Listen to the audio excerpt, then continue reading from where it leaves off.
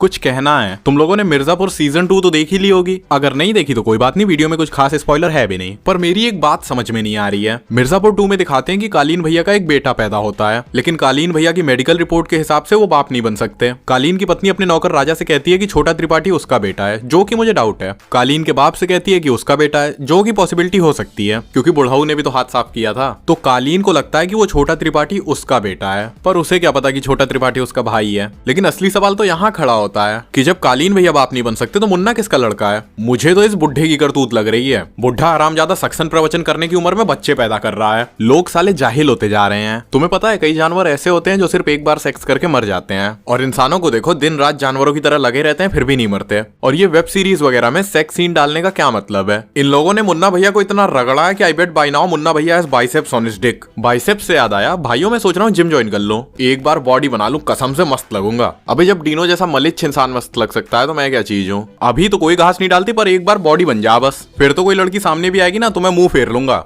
तब कूल डूट रहेंगे ना हम। अभी डीनो की ऑडियंस आएगी और मुझे गाली देके जाएगी और मेरी ऑडियंस देखती रह जाएगी। तो मैं अपनी ऑडियंस से कहना चाहता हूँ, मेरे प्यारे भाइयों, तुम्हें क्या लकड़ बग्घा मार गया जो तुम लोग इतने शांत बैठे रहते हो। अरे थोड़ा सपोर्ट वपोर्ट करो यार भाई को। तुम लोग सपोर्ट नहीं करते तो मैं अपने दोस्तों को भेजता हूँ गाली देने के लिए। अरे मैं तो कहता हूँ गुत्थम गुत्था कर लिया करो कमेंट्स में। अब कुछ मोटी बुद्धि के लोग कहीं पे जाके आंसर करेंगे कि look at him, he promotes hatred in his videos, और लास्ट में ये भी लिखेंगे कि जब तुम गाली देते हो या किसी की बेइज्जती करते हो तो तुम ना केवल अपने आप को रिप्रेजेंट करते हो बल्कि अपने गुरु और अपने पेरेंट्स को भी रिप्रेजेंट करते हो। अब एक गधे वो सिर्फ छोटे बच्चों के लिए ट्रू होता है। एक बार जब इंसान समझदार हो जाता है तो वो किसी को रिप्रेजेंट नहीं करता सिवाय अपनी बुद्धि के। और वैसे भी दिक्कत मत लो, तुम्हारे गुरु गुरु रहे होंगे, हमारे गुरु गुरु घंटाल इंसान थे। वो बस अपना सिलेबस कंप्लीट करा के घड़ियाल की तरह पड़े रहते थे क्लास में, उन्होंने हमें कुछ नहीं सिखाया। और बात रही पेरेंट्स की, तो उन्हें शर्माने से फुर्सत मिले तब ना कुछ बताएंगे। अब कुछ पेरेंट्स चरखा जैसा मुंह बना के बोलेंगे, मिदुसा जी कुछ बातें होती हैं जहाँ शर्माना आवश्यक होता है। मुझे याद है कि एक बार मम्मी पापा मार्केट जा रहे थे तो उनके जाते ही मैंने हिलाने का पूरा जुगाड़ सेट कर लिया। मैं बस पैंट खोल के बैठा ही था कि पापा वापस आ गए। उन्होंने देख लिया कि मैं नंगा बैठ के हिला रहा हूँ, बस फिर क्या था, वहीं पटक के चोट दिया मुझे। और यार वो जिंदगी में पहली बार था जब मैं हिलाने जा रहा था। अरे यार तुमने जब बच्चे को पकड़ लिया है हिलाते हुए तो उसे समझाओ ना क्या गलत है क्या सही है और क्यों।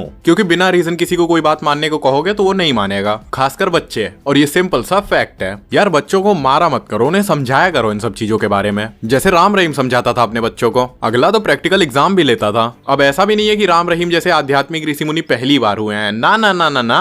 अरे हमारे पुराने जमाने की ऋषि मुनियों की कृपा। अब तुम कहोगे महापुरुषों की बेइज्जती होगी, मैं भी क्या करूं। पुराने जमाने में ये रिवाज था कि कोई भी औरत जाके हमारे ऋषि मुनियों से निवेदन कर सकती थी कि हमें पुत्र दान दो। और पुत्र दान वो कुछ ऐसा नहीं कि आशीर्वाद वगैरह देके पुत्र दान देते थे, ना असलियत में देते थे, वही उनका काम था। अरे वैदिक काल में उसके लिए पूरी व्यवस्था थी, नियोग। ऋषि मुनियों का काम वही था जो सांडों का काम है। वो रुको, इससे पहले कि तुम लोग मुझे गालियां दो कि ऋषि मुनियों पे ऐसे जोक मारता है, हम ऐसे जोक सहन नहीं करेंगे, मेरे एक सवाल का जवाब दो। मैंने सुना है कि पहले ऋषि मुनियों को बड़ी जल्दी गुस्सा आ जाता था, और जहां तक मुझे पता है हिंदुइज्म के बारे में, ऋषि वो होता है जो सारे संसार से मुक्त हो। तो जो बंदा अपने इमोशन से ही मुक्ति नहीं पा सका वो ऋषि कैसे हो सकता है। चलो तुम लोग सोचो और जरा वेट करो, इतने में पानी पी के आया। मैं लैला लैला चिल्लाऊंगा गांड फाड़ के। लोग मुझसे बार बार पूछते हैं कि भाई आप ऐसे जोक्स कैसे लिख लेते हैं, मुझे भी आपके जैसा यूट्यूबर बनना है। ना, मेरे जैसा यूट्यूबर मत बनना। अरे बनना ही है तो ट्रिगर्ड इंसान जैसा यूट्यूबर बनो, हंसते हंसते व्यूज आएंगे। अब ट्रिगर्ड इंसान के फैंस कमेंट करेंगे जेलस एमसी। ऑब्वियसली तुम कंपेयर करके देख लो किसकी वीडियोस बेटर है। और कुछ लोग तो ऐसे धमकाते हैं जैसे पर्सनली जानते हो। मैं जानता हूँ तो कौन है, एक बार मॉल में सुनी थी मैंने ये वॉइस, इसलिए आगे से ऐसे जोक मत मारियो नहीं तो मार खाएगा। Oh is that so, can you please describe how do I look like, I didn't see your face very well. What part were you looking at if you weren't looking at my face? बताओ बहनचो, मेरा बाप यही बन जा रहा है, ऐसे joke मत मारियो वरना मार खाएगा।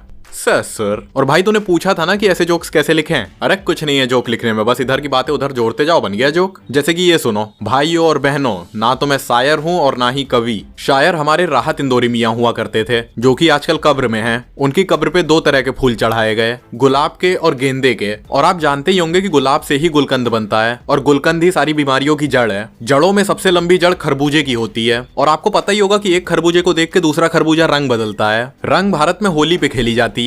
भारत वहीं जहाँ पे कृष्ण हुए थे, जिनके कारण महाभारत का युद्ध हुआ था। और इस युद्ध में कई शेरे दिल मारे गए थे। 40 शेर का एक मन होता है और मन बड़ा ही चंचल होता है। चंचल कलुआ की बहन का नाम था। कलुआ वही जिसे दिल का दौरा पड़ा था। दिल एक मंदिर है जिसके सामने से कई प्राणी गुजरते हैं, जिनमें कई कुत्ते भी होते हैं। और आपको पता ही होगा कि कुत्ते की दुम हमेशा टेढ़ी रहती है। तो भाइयों और बहनों, जिस दिन कुत्ते की दुम सीधी हो जाएगी मैं फिर से वीडियो अपलोड करूंगा।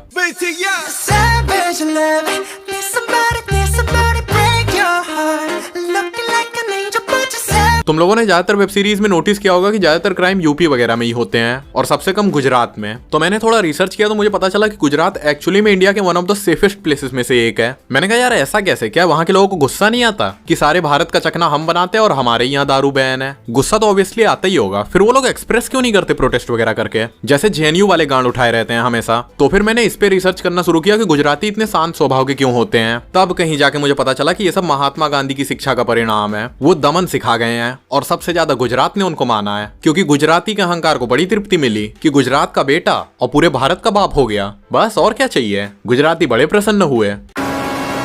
नहीं सीरियसली, हमें गुजरात के लोगों से कुछ सीखना चाहिए। मुझे याद है जब मैं एक बार गुजरात गया था तो मैंने वहां पे गलती से एक आदमी के पैर पे पैर रख दिया था, तो उनने सामने से मेरे पैर छुए और सॉरी बोला। और यहाँ देख लो हमारे यूपी में गलती से टच भी हो गया तो बोलेंगे कहाँ है, देख के ना चले। पैर छूना तो बहुत दूर की बात है। बताओ, एक गुजरात के स्टूडेंट्स है, कोई IIT में पढ़ रहा है, कोई MIT में पढ़ रहा है, तो कोई NIT में पढ़ रहा है, और एक हमारे यहाँ के स्टूडेंट्स हैं, कोई जामिया मिलिया में नारे लगा रहा है, कोई JNU में नारे लगा रहा है, और जिससे कुछ नहीं हो रहा वो YouTube पे नारे लगा रहा है। Like share and subscribe guys. ये लोग खुद तो नारे लगाते हैं और कोरा पे भी जाके क्वेश्चन पूछते हैं कि IIT में नारे क्यों नहीं लग रहे। सालो ऐसा लाफा मारूंगा ना, हर किसी को पॉलिटिकल करियर थोड़ी चाहिए होता है।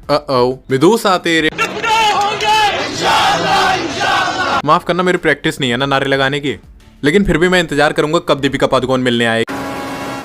JNU वालों का पढ़ने लिखने में ध्यान नहीं है, यही कर रहे हैं उधर जाके। वो मेरे चैनल का नाम प्रोनाउंस कर लें तो उनके टीचर की जिंदगी सफल हो जाए ना, क्योंकि मैंने लोगों को देखा है कि वो मेरे चैनल का नाम सही से प्रोनाउंस नहीं कर पाते। मेरी जान पहचान में एक लड़का है, मैंने उससे अपने चैनल का नाम पूछा तो कहता है जन कहा नाम है युअनसुअल मंडूला। यार इतना हार्ड है क्या अनयूजुअल मेडूसा प्रोनाउंस करना? अनयूजुअल मेडूसा चेंज कर दूं? प्लीज कमेंट में जरूर बताना। अच्छा, तुमने मुझसे पूछा था कि ये साधना के दूसरे पैर में उंगलियां क्यों नहीं है? वो इसलिए नहीं है क्योंकि साधना के दूसरे पैर की उंगलियां मैं बनाना भूल गया था। नहीं तुम्हें क्या लगा कोई पंच डायलॉग आएगा? सालों मेहनत लगती है डायलॉग बनाने में और दिमाग से जल्दी निकलता भी नहीं है। एक काम करो, अब से तुम लोग दिया करो मुझे डायलॉग। अब बोलोगे कि हम कहाँ से निकालेंगे डायलॉग? अरे बॉडी में 3-4 छेद है, कहीं से भी निकालो हाथ डाल के। हाँ पता वीडियो ज्यादा बढ़िया नहीं है, but who cares, I have made thousands of bad ones, why stop now?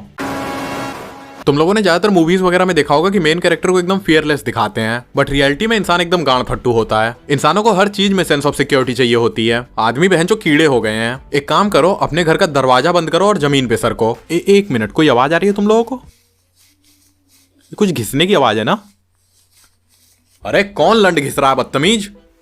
और जरा ये बताओ तुम लोग, वेब सीरीज में इतना ज्यादा सेक्स सीन डालने का क्या मतलब है? पहंचो मैं सुबह सुबह 3 बजे मिर्जापुर 2 देख रहा था तो मुन्ना भैया नारा लगा रहे थे, 3:30 बजते बजते नारा लगा रहे थे। मैंने कहा तुम मिर्जापुर सुबह ही सुबह गंदी बातें शुरू कर देते हो। रख के मैं सोया तो 7 बजे तक वाटरफॉल गिर रहा था। मेरा नहीं, मेरे दोस्तों का। पहंचो इतना क्या मजा लेते हो सेक्स में? और अगर इतना ही मजा चाहिए तो अपना मूलाधार चक्र एक्टिवेट कर लो, 1000 ऑर्गेज्म की फीलिंग आएगी एक साथ। लकी फॉर यू, मुझे पता है कुंडलिनी शक्ति कैसे जागृत करते हैं, बट वो मैं सिर्फ अपनी गाइडेंस में ही कर सकता हूँ। पर फिलहाल के लिए तुम्हें कुंडलिनी का शेप तो बता ही सकता हूँ। हम सबकी कुंडलिनी सांप के शेप में होती है। अगर जगाना है तो मुझे मिल लेना। ओ नाचो बहनचो नाचो, अब तो नाक खड़ा होगा तुम्हारा। अबे वो नाग नहीं, कुंडलिनी वाला नाग। इंसानों की बुद्धि हमेशा उल्टी दिशा में ही चलती है। अरे मेरे रिलेशन में एक भैया हैं, होंगे 20-22 साल के। उनका फोन लिया था मैंने किसी कारण से। ओ भाई, पूरे क्रोम की हिस्ट्री नीली फिल्मों से भरी हुई थी। और पता है कब से थी हिस्ट्री? 18 दिसंबर 2018। फिर मैंने डिलीट की उनकी हिस्ट्री। अभी आए तो थे कुछ दिन पहले घर पे, मुझसे पूछ रहे थे कि और क्या हो रहा है। मैंने कहा बस अभी आजकल तो यूट्यूब पे ही ध्यान दे रहा हूँ। वो कहते हैं कि शादी कैसे होगी, मतलब उनके दिमाग में पहला थॉट यही आया कि यूट्यूबर की शादी कैसे होगी।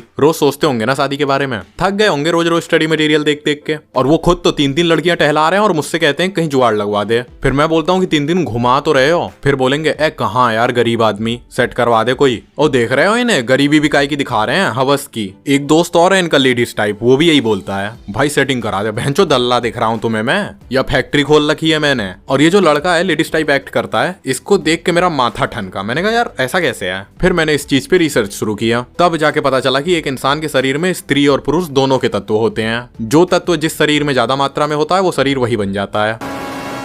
चलो यार फिर मैं सोने जा रहा हूँ, बहुत ठंड है, मेरे हाथ पैर सुन्न पड़ गए हैं रिकॉर्डिंग करते करते। खैर ठंड बेचारी क्या करे, व्यूअर्स मांगे वीडियो। हर वर्ड राइम थोड़ी ना होगा यार, वीडियो तो बनती रहेगी, but first you have 5 seconds। Comment down the name of your favourite porn stars. 5 4 3 2 1 0। All done? Nice. Now if you don't mind, I'm gonna do a little bit of research. Thank you.